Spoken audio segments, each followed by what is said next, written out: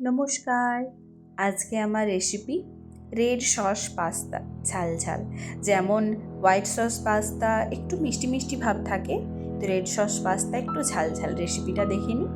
এটাতে সাদা তেলের মধ্যে আমি কয়েকটা গোটা গোলমরিচ, রসুনের কোয়া আর টমেটো, কাঁচা লঙ্কা দিলাম, আর স্বাদ মতো লবণ দিয়ে এটাকে আমি হালকা করে ভেজে নেব।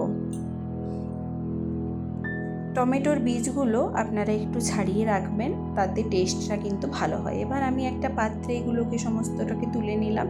এবার আমি একটা মিক্সিং জারের মধ্যে এটাকে গ্রাইন্ড করে নেব। তারপর আমি এখানে জলের মধ্যে দিয়ে দিলাম স্বাদ মতো লবণ আর সাদা তেল। সাদা তেলটা দিলাম যাতে একটা পাস্তার সাথে আরেকটা পাস্তা জড়িয়ে না যায়, আর লবণটা যাতে পাস্তার মধ্যে লবণটা ভালো করে হয়ে যায়। এবার আমি এখানে 300 থেকে 350 গ্রাম মতো পাস্তা ব্যবহার করছি। জলটা কিন্তু হালকা গরম হয়ে আসলেই আমি পাস্তাটা এর মধ্যে দিয়ে দেব, আর ভালো করে চারিদিকটা একটু মিশিয়ে নেব যাতে পাস্তার মধ্যে তেলটা ভালো করে লেগে যায়।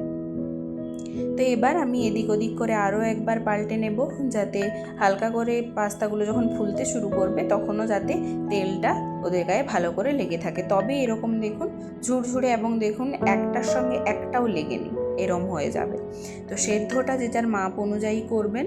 এবার আমি একটা পাত্রের মধ্যে, আপনারা এখানে বাটার নিতে পারেন, আমি সাদা তেল নিয়েছি। এবার ক্যাপসিকাম কুচি, ভুট্টা, কাঁচা পেঁয়াজের কুচি, চিলি ফ্লেক্স আর স্বাদ মতো লবণ দিয়ে আমি এটাকে একটু ভেজে নেব। পাস্তা কিন্তু খুব বেশি সেদ্ধ করবেন না।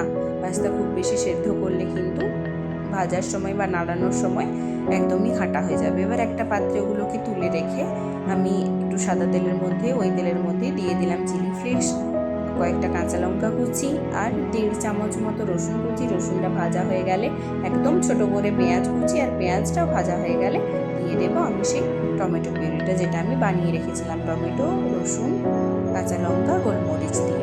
এবার এটাকে আমি ভালো করে ভাজতে শুরু করবো। জলটা রিডিউস হয়ে গেলে আমি ওই পাস্তার যে জলটা ছিল সেটা আমি এখানে 1 থেকে 2 চামচ মতো ইউজ করবো। তারপরে একটু ফ্রেশ ক্রিম আপনারা দিয়ে দেবেন, এটাতে কিন্তু টেস্ট খুবই ভালো হয়।